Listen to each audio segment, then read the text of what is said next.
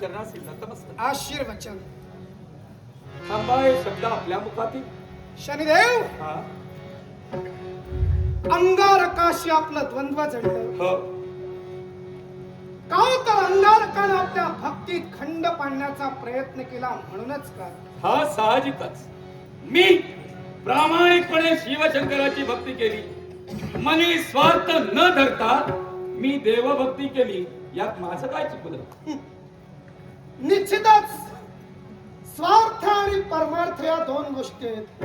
स्वार्थातून परमार्थ साधणं हे मुळात चुकीचं आहे आणि परमार्थातून स्वार्थ साधणं हे कदाचित मी क्षम्य म्हणेन. बोलण्याचा हेतू एकच. तुम्ही भक्ती करत असताना स्वार्थ लपलेला परमार्थ नव्हता. करत होतो भक्ती. निस्वार्थ निष्काम भक्ती करावी. भक्ती करत असताना कुठल्याही गोष्टीचा हेतू आपल्या मनात असू नये. तुम्ही म्हणाल 100 यज्ञ मी केले तेव्हा इंद्रपदासाठीच म्हणजे केले. माझ्या मनातले प्रश्न अगोदरच जाणणार की का? शनिदेव, तुम्ही माझे राजा नाहीत, मी तुमचा राजा आहे. तरी सुद्धा कारक आहे. तेव्हा तुम्ही कारक नव्हे, चंद्र हा मनाचा कारक. तेव्हा चंद्र जाणू शकतो मनाचा कारक म्हणून आणि त्याचा अधिपती म्हणून मी जाणू शकतो. केवळ मी भक्ती केली ती सुद्धा नावलौकिकतेसाठीच. पण तेव्हा नवग्रहात श्रेष्ठ स्थान मिळावं, श्रेष्ठ अधिपती म्हणून गणला जावा ही तुमची धारणा मनी बाळगणार आणि म्हणूनच तुम्ही भक्तीला बसलात. त्या भक्तीत खंड या मंगळानं आणण्याचा प्रयत्न केला. तो स्वमतानं नव्हे. मग त्यानं तुम्हाला उत्तर देताना मंगळच तो, त्यानं उत्तर देताना टंगळ मंगळ केली असेल, टाळाटाळ केली. शुद्ध शब्द आहेत, शुद्ध वाक्य. मला खात्री आहे तुमच्या. टाळाटाळ केली असेल, हा. पण हे माझच निमित्त होत. अरे वा, म्हणजे हे सगळे नाचतात आणि चालतात हे तुझ्यात आला. कसं समजा? म्हणजे यांना सगळ्यांना तू आधी फिरवतो आणि मग माझ्याजवळ पाठवतो. शनिदेव, देवतांचा 33 कोट देवतांचा अधिपती मी आहे. माझ्यावर 3 बसलेले आहेत. तेव्हा आम्ही 4 जण असताना एकमेकात कनिष्ठ ज्येष्ठ ही स्पर्धा करण्याचा मग मी ज्यावेळी भक्ती केली, ही स्पर्धा करण्याचा मी अधिकार ज्यावेळी- शनिदेव तुम्हाला आम्ही दिलेला नाही. मग मी ज्यावेळी भक्ती केली हम्म. त्यावेळी तुमच्या वरच्या तिघातील एकाची भक्ती केली. वा. मग मला या भक्तीतून वंचित करण्यासाठी माझ्या पाठी ही शुक्ल काष्ट लावण्यापेक्षा तुमच्यावरचे देव होते त्या शिवशंकरांना एकट्याला भेटला असतात.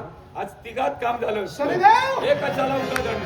शनिदेव, शनिदेव, दोघात तिसरा सगळं नाही, विसरा. तिघात काम झालं असतं. त्यामुळं- त्यामुळे विसरा. त्यामुळं केवळ तुम्ही स्वतःच्या मनाच्या ठिकाणी हेतू धरला होता, होय.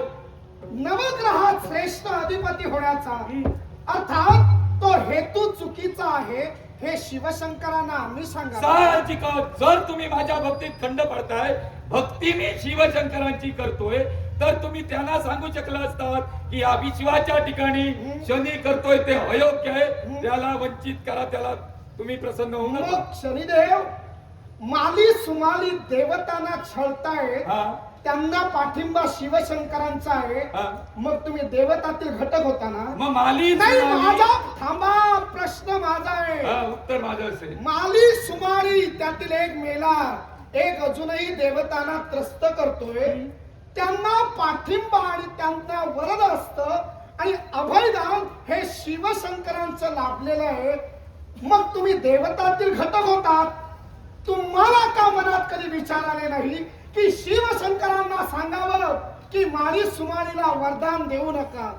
म्हणजे भक्ती करणाऱ्या व्यक्तीला भक्ती ज्या देवतेची केली जाते त्या देवतेला अनुष्ठानात्मक आशीर्वाद देऊ नको हे सांगणं योग्य की अयोग्य? मग भक्ती करू नये हे सांगणं योग्य की अयोग्य? दुसरी भक्ती गोष्ट, करू नये मी म्हटलं माली नाही. सुमाली, भक्तीत स्वार्थ होता. माली आणि तो सुमाली. स्वार्थ मला माली आणि सुमाली हे तुम्हा देवतांचे पाहुणे आहेत. अर्थात हे माली सुमाली गंधर्व कन्यांशी विवाह करतायत. अर्थात गंधर्व कन्यांचे ते सहकारी आणि सोयरीक आहेत, वा. अर्थात तुमच्या जवळचे आहेत. त्यांच्याशी कसं वागावं शरीर हा आहे. तुमचा प्रश्न आहे. ते जवळचे आणि तुम्ही काय लांबचे. लांबचेच केलात कारण भक्तीत खंड पडला. कश्यप ऋषींच्या 36 पत्नी, होय 36 पत्नीतील प्रत्येक एक पत्नीनं एक विश्वाचा वंश विस्तार केला. कनकदंडेनं हे निर्जीव हिरे माणिक मोती जन्माला हो. घातले. अदितीनं देवतांना जन्म दिला.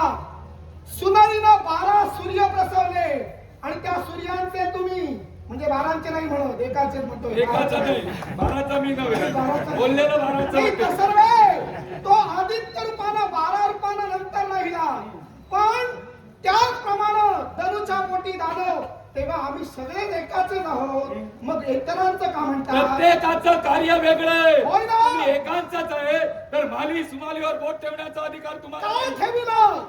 तर तुम्ही मला म्हणालात शिवशंकर आपल्याला आशीर्वाद देता कामा नये म्हणून शिवशंकरांना मी समजून काढायला हवी मग होती. समजूत तुम्ही ते काढली. ते माझ्या याला न्यायात- समजावलं. ते माझ्या न्यायात शक्य नव्हतं. अंगारकाला समजावलं अर्थात जबाबदारी हा आहे. देवतांचा सेनापती आहे. हो. मग माली सुमालीवर त्याला घालवायचं होतं, माझ्यावर कशाला घालवलं? शनिदेव. युद्ध करायचंय शनिदेव, सेनापतीचं काम. अंगाशी आल्यावर एक गेला तर सर्वांनाच जावं लागतं. म्हणून तेव्हा तुम्हाला सुद्धा थांबायला मिळणार नाही. कारण मला देवतांचा थांबण्याची इच्छाच नाही. अधिपती. असं असेल तर तुमच्या सानिध्यात नव्हे, तुम्हाला प्रखर प्रखर माझी दृष्टी लावेल. तुम्ही सर्वांना तुम्ही लावेल. मला कुठली दृष्टी लावणार? हा? वास्तविक मंगळाला पाठवून तुमची ग्रह दशा तुमच्या माग मी लावली. तेव्हा मंगळाचा तुम्ही काय? या अधिपतीच्या माग लावण्याचा विचार मंगळाचं करा. काय झालं ते पाहिलं. पण ते मंगळाचं काय झालं? ते अमंगळ करणाऱ्या शनिदेवाला शासक म्हणून इंद्रदेव ते केव्हाही शक्य नाही.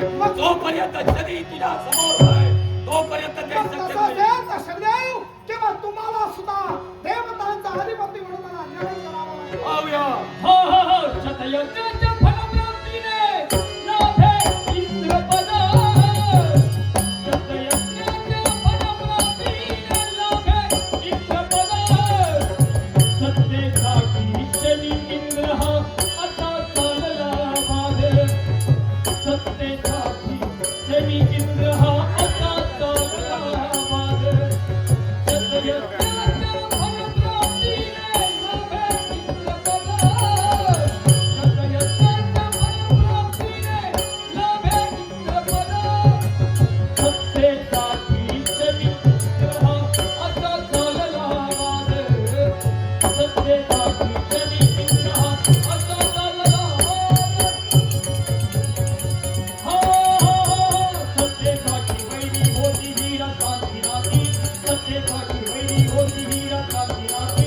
सका भाऊ बका वैरी कांती रीती. अंगारा फुलण्याचा भोवती मतभेद. अंगारा फुलण्याचा भोवती मतभेद. सत्तेसाठी शनी इंद्र हा असा चालला मागे.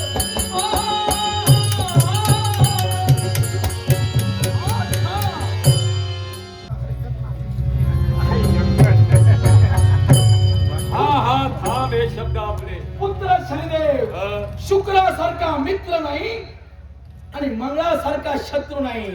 पण देवतांच्या राजासारखा इंद्रासारखा दुसरा सत्य कोणी या नाही. विश्वाच्या आणि ठिकाणी असं असताना माझं कार्य करत असताना हा, मी माझ्या बापाला विचारलं नाही, बरोबर आहे. मी माझ्या आईला विचारलं हा. नाही. त्याच्यासाठी मित्र आणि राजा यांना मी जुमानत नाही. माझं कार्य सर्वश्रेष्ठ आहे आणि ते मी घडवणार.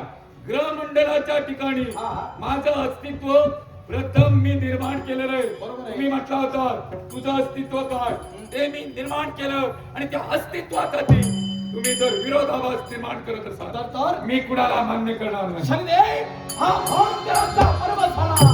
अर्थात अहंकाराचे मनोरे शनी देवत्या जर दिसू लागले असतील नाविलाज होईल. आपला हा हा हा काल उनी विष केला अमृताचा राज. काल उनी विष केला अमृताचा राज. ऐसी अभाग्याची बुद्धी, ऐसी अभाग्याची बुद्धी, सत्यलोकी नाही शुद्धी. ऐसी अभाग्याची बुद्धी, सत्यलोकी नाही शुद्धी. काल उनी विष केला अमृताचा राज.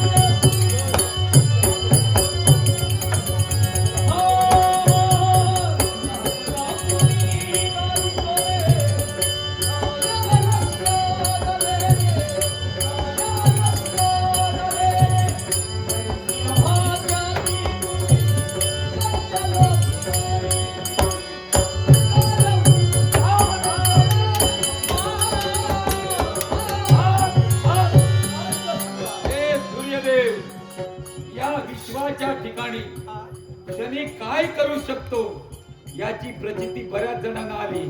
ज्यांना आली, जे समजायचे होते ते समजून गेले. असमंजस आहेत त्यांच्याशी माझं देणे घेणे नाही. पण काय ते सूर्याचं तेज 6 किरणांनी प्रचलित आहे. हा. आता ते हरण करतोय. हा शनी.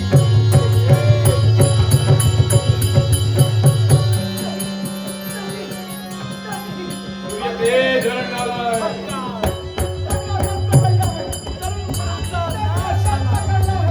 आणि वयोवृद्धाप्रमाणे